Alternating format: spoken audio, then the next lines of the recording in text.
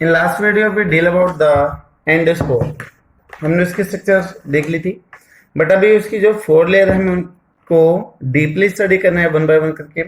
जो first one layer है that is the core वाल। ठीक है, जो पहली वाल हमें डील करनी है दैट इज द कोर वाल। जो कोर वाल होगी वो अंदर की तरफ से पहली वाल होगी, तो हमें इसके नेचर के बारे में बात करनी है। ठीक है, तो सेंट्रल कोर को जो कवर करने वाली वाल है दैट इज द कोर वाल। तो this layer cover the central core, cover the central core। Central core को कवर करेगी तो सबसे अंदर ज्यादा, सबसे अंदर की तरफ ये होगी। और इसका जो नेचर है it is delicate in nature, यानी कि सॉफ्ट नेचर की होगी। इट इज डेलिकेट या फिर soft in nature, soft nature. ठीक है, जो दूसरी है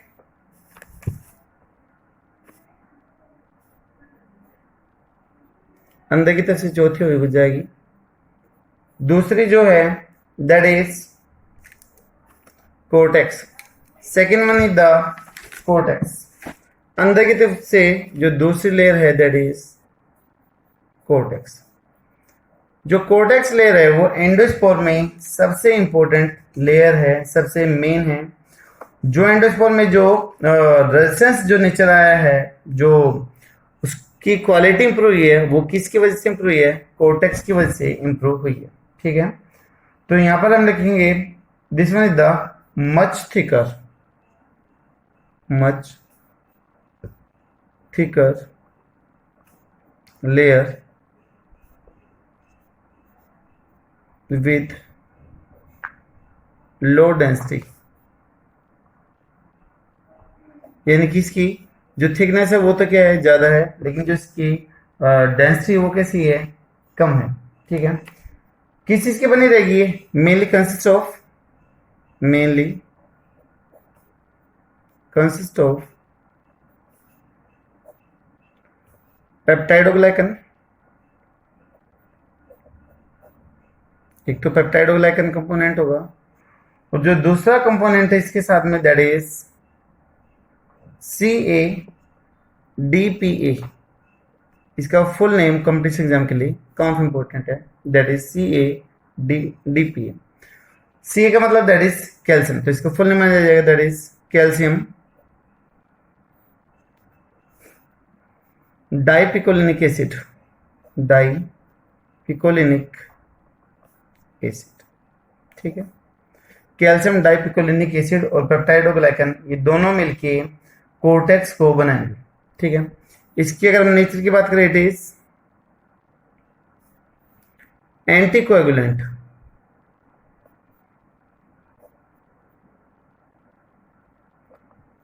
कोएगुलेंट होता है जमना, और एंटीकोएगुलेंट का मतलब जो जमने नहीं दे, उसको ओरिजिनल फॉर्म में रखे, दैट इज एंटीकोएगुलेंट। ठीक है, और जो इसका ये एंटीकोएगुलेंट नेचर है, प्रोवाइड हीट रेजिस्टेंस नेचर, यानी कि काफी ज्यादा हीट से इसको बचाने में हेल्पफुल है, इसको डैमेज होने से क्या करेगी, बचाए। ठीक है, इसके अलावा ये जो कम्प्लेक्स है, ये जो केमिकल है वो साइटोप्लाज्म में, जो बैक्टीरिया का जो सेंट्रल प्लाज्म था उसके अंदर भी प्रेजेंट हो सकता है। ठीक है, तो इसमें जो सबसे ज्यादा जो एंडोस्पोर में जो सबसे ज्यादा रेजिस्टेंस नेचर आता है, जो डेसिकेशन के लिए आता है कि टूट फूट नहीं होगी, वो सबसे ज्यादा किसकी वजह से आएगा? कोर्टेक्स की वजह से आएगी। ठीक है, तो उसके बाद में लिखेंगे हम endospore is highly resistant to desiccation, desiccation का मीट टूटना या फिर डैमेज होना, chemical and radiation is due to cortex, is due to cortex।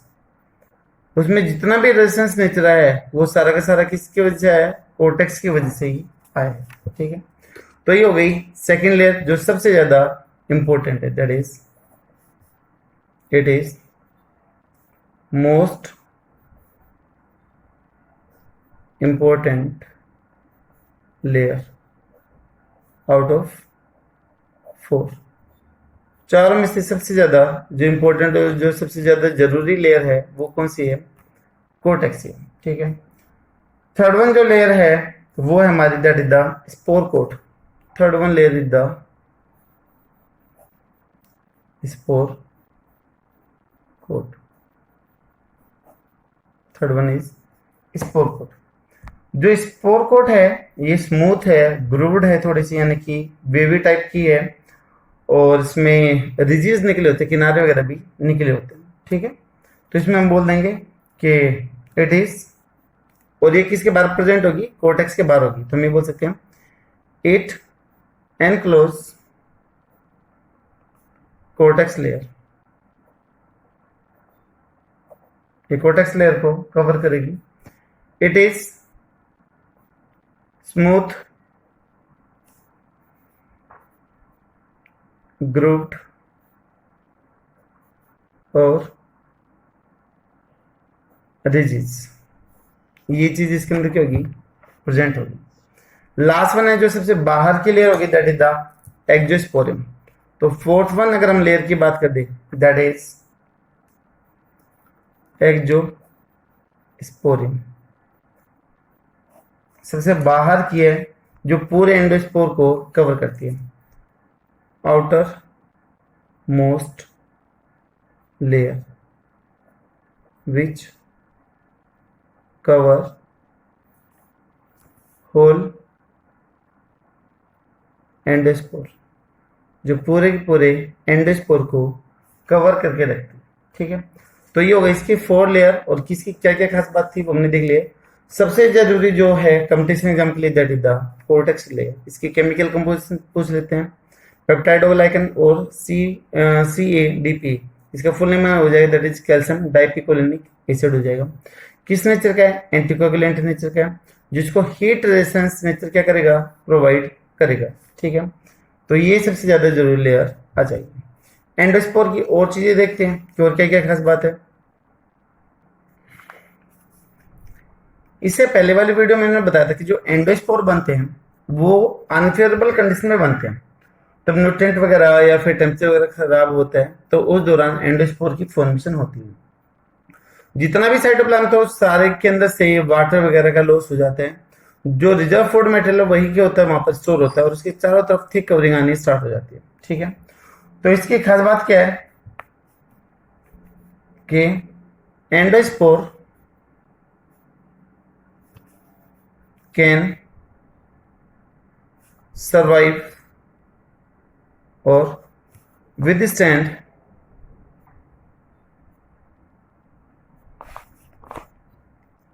at 100 degree Celsius to -100 degree Celsius. यानी कि जो एंडोस्पोर है वो 100 से लेके -100 तक डिग्री सेल्सियस टेम्परेचर तक सर्वाइव कर सकता है या एडजस्ट कर सकता है। ठीक है, तो कैन रिमेन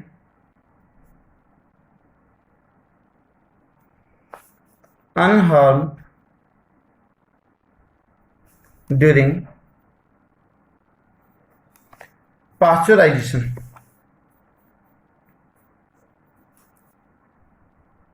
पास्चराइजेशन के ऊपर भी इसका कोई इफेक्ट नहीं होता है, उसके दौरान भी ये सेफ रहता है। अब एक वर्ड जो है दैट इज पास्चराइजेशन। ये वर्ड पास्चराइजेशन आपने कई बार नोटिस किया होगा, देखा होगा। जो दूध की थैली आती है सिटी वगैरह में, कोई भी सरस है, बीटा वगैरह है, अमूल है, कुछ भी है, तो उसके ऊपर लिखा होता है पास्चराइज्ड मिल्क, हिंदी में लिखा होता है साथ साथ पास्चराइज्ड मिल्क। तो पास्चराइज क्या है, पास्चराइजेशन क्या है वो हमें देखना है। एक साइंटिस्ट का नेम आपने सुना होगा जिनको फादर ऑफ माइक्रोबायोलॉजी बोलते हैं या फिर मॉडर्न माइक्रोबायोलॉजी बोलते हैं, दैट इज लुइस पास्चर। तो लुइस पास्टर जी ने बताया था कि अगर आपको खाने के आइटम या फिर किसी भी चीज को सेफ रखना है, मेनली फूड आर्टिकल्स के ऊपर था ये। आजकल जो ये बेवरेज और जो स्टोरेज इंडस्ट्री है वो इसको फॉलो करती है। तो लुइस पास्टर जी ने बताया था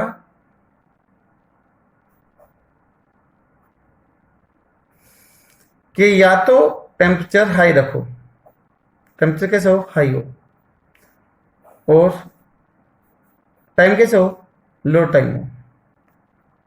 ठीक है, थोड़े समय के लिए उसको हाई टेम्परेचर से पास आउट कर दो, ऐसा।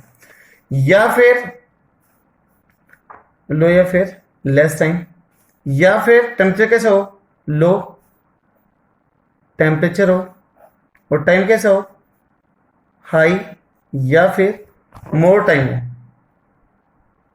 ज्यादा समय के लिए उसको रख दो। तो उसमें जितने भी माइक्रोब्स से लगभग किल हो जाते हैं, और जो फूड आर्टिकल्स हैं, जो खाने पीने की चीज है, वो आपकी सेफ रहती है। उसी को बोलते हैं पास्चुराइजेशन बोलते हैं। अलग अलग तरीके से पास्चुराइजेशन करा जाता है। किसी पे टेम्परेचर 72 रखा जाता है, किसी पे 50 रखा जाता है, किसी पे 100 रखा जाता है, इवन किसी में तो 150 टू 200 भी रखा जाता है। जितना ज्यादा टेम्परेचर होगा, टाइमिंग क्या रहेगी उतनी ही कम रहेगी। तो मैं ऐसे बोल सकते हैं कि टेम्परेचर जितना ज्यादा, टाइम उतना ही कम होगा। तो वो कहलाता है आपका पास्चुराइजेशन कहलाता है। ठीक है, ये आगे हम उसमें पढ़ेंगे, तब हम फूड स्ट्रेटजीज के बारे में बात करेंगे। तो अब इसके अलावा जो एंडोस्पोर था, वो इतना ज्यादा रेजिस्टेंस है, इतने लंबे टाइम के लिए वो एग्जिस्ट करने लग रहा है। तो उसमें जो रेजिस्टेंस नेचर आया है, वो किस किस की वजह से आया है? Reason of resistance nature in endospore.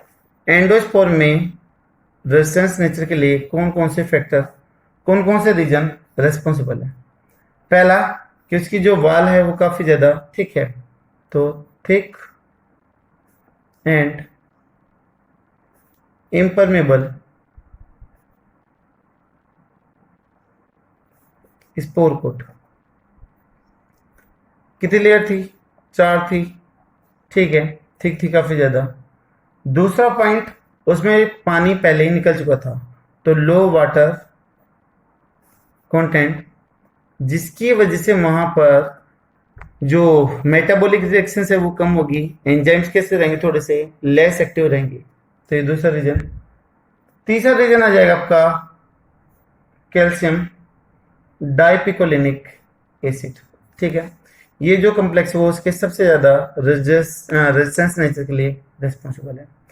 Food matter अगर कम है, वाटर कम है, तो मेटाबॉलिक रेट वहां पर ज्यादा होगी या कम होगी?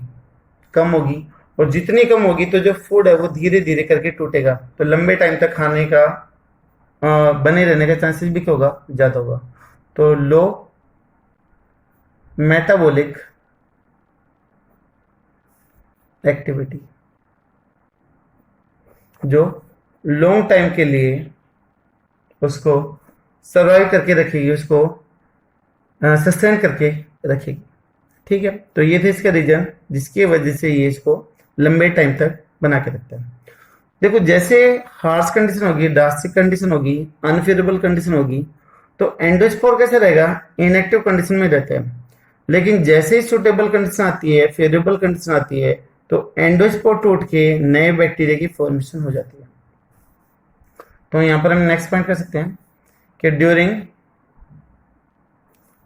अनफेवरेबल कंडीशन,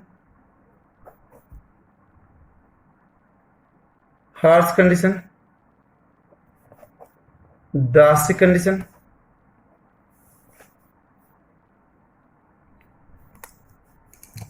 एंडोस्पोर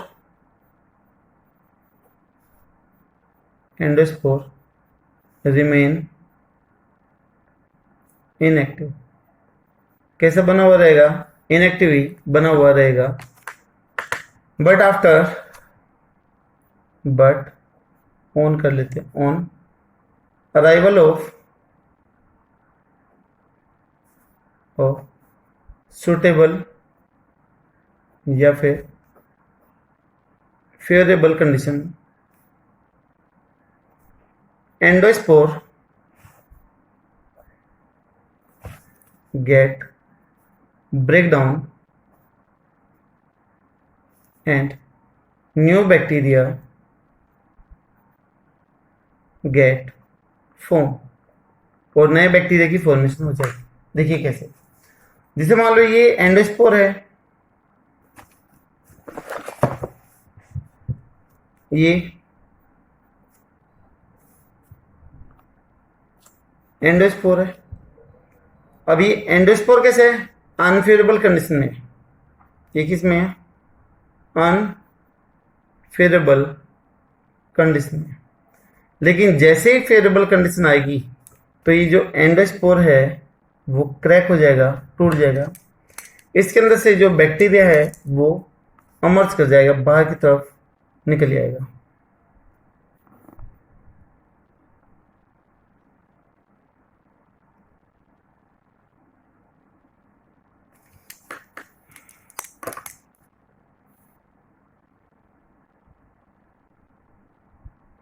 यहां से नया बैक्टीरिया निकलना क्या हो जाएगा, स्टार्ट हो जाएगा।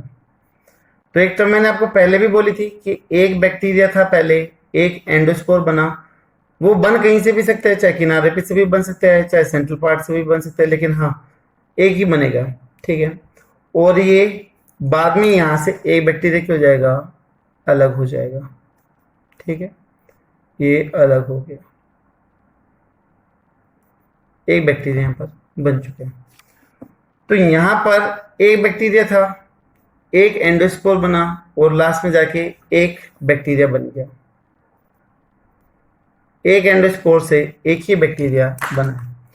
तो क्या यहाँ पर रिप्रोडक्शन हुआ है, हम बोलेंगे कि रिप्रोडक्शन नहीं हुआ है। तो फिर क्या हुआ है, यहाँ पर सिर्फ एंडोस्पोर बना था, उस ड्रास्टिक, उस खराब कंडीशन को फेस करने के लिए बना था।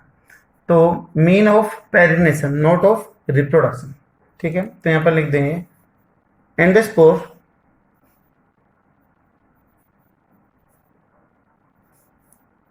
is the mean of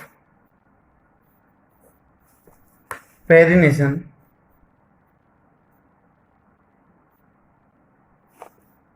and not of reproduction। Perennation बताया था कि ड्रास्टिक कंडीशन को फेस करना, उसके दौरान इनएक्टिव कंडीशन में रहना, तो वो चीज कहलाती है आपकी पेरिनेशन। इनएक्टिव कंडीशन या फिर structure during unfavourable condition, that is known as perennation. तो जो एंडोस्पोर है वो पेरिनेशन का एक टाइप है, ना कि रिप्रोडक्शन का टाइप है। क्योंकि अगर हम रिप्रोडक्शन की बात करें तो रिप्रोडक्शन में नंबर क्या करते हैं, इंक्रीज करते हैं, बट यहाँ पर नंबर इंक्रीज नहीं कर रहे हैं। पहले भी क्या था, एक ही था, और लास्ट में भी क्या है, एक ही है। तो ये पेरिनेशन है, ना कि रिप्रोडक्शन, ठीक है। तो इसलिए ऐसा बोला गया, बिकॉज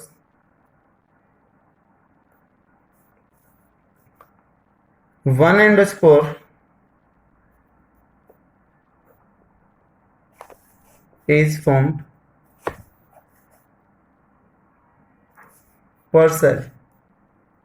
पर सेल एक ही एंडोस्पोर की फॉर्मेशन होगी, एंड ईच एंडोस्पोर और grow into single bacterium cell, grow into single bacterium cell after arrival of favourable condition. जैसे ही फेवरेबल या फिर सुटेबल कंडीशन आएगी तो एंडोस्पोर फिर से ग्रो करके एक एंडोस्पोर की एक बैक्टीरिया की फॉर्मेशन कर देगा, ठीक है।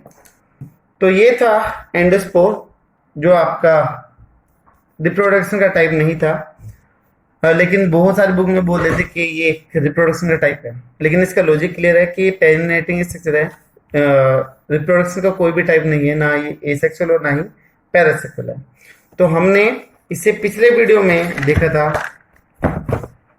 मैं एक बार आपको फिर से रिवाइज करवा देता हूँ जहां से हमने ये रिप्रोडक्शन की बातें स्टार्ट करी थी। हमने बोला था कि रिप्रोडक्शन एक वो फिनोमेना है जिसमें कोई भी ऑर्गेनिज्म अपना जैसे नया एक इंडिविजुअल पैदा कर सकता है, खुद की स्पीसीज का एक पैदा कर सकता है। That is known as the reproduction. दो टाइप होते हैं, asexual and the sexual. Bacteria में यहां पर हमने बोला था कि mainly show the asexual reproduction, asexual reproduction करते हैं। बट यहाँ पर एक टाइप और मिलता है, that is the parasexual reproduction, जो ट्रू सेक्सुअल रिप्रोडक्शन नहीं है। क्योंकि ट्रू सेक्सुअल रिप्रोडक्शन में गैमेट बनते भी हैं, जुड़ते भी हैं, जाइगोट की फॉर्मेशन भी होती है, बट ऐसा बैक्टीरिया के केस में नहीं होगा। तो बैक्टीरिया में तो जनरली एसेक्सुअल रिप्रोडक्शन था, जिसमें अलग अलग तरह के स्पोर बनते हैं। यहाँ पर हमने नाम लिखे थे, स्पोरेंजियोस्पोर, ओइडिया, कोनिडिया, एंडोस्पोर वगैरह बनते हैं। लेकिन यहाँ पर भी ये मैं फिर से बता देता हूँ कि एंडोस्पोर एसेक्सुअल का टाइप नहीं होगा, लेकिन बुक में दे रखा है, ठीक है।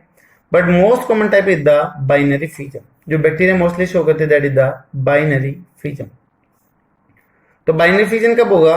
फेवरेबल कंडीशन में होगा, तो मॉइस्चर, टेम्परेचर, न्यूट्रिएंट वगैरह हर एक चीजें क्या रहेगी, सुटेबल फॉर्म में रहेगी, ठीक है। और जैसे इनके नंबर ज्यादा होते जाएंगे, क्योंकि बाइनरी फिजन में हर बार नंबर क्या होते जा रहे हैं, डबल होने लग रहे हैं, ठीक है। तो यहाँ पर पॉपुलेशन लगातार क्या करती जाएगी, इंक्रीज करती जाएगी।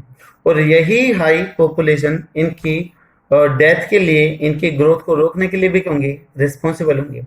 क्योंकि जैसे जैसे ग्रोथ बढ़ेगी तो shortage of food and space take place, lack of nutrient, waste product get accumulate, जो वेस्टेज है वो इकट्ठी होगी, जो टॉक्सिसिटी क्रिएट करेगी, डेवलपमेंट ऑफ द बैक्टीरियोफेज।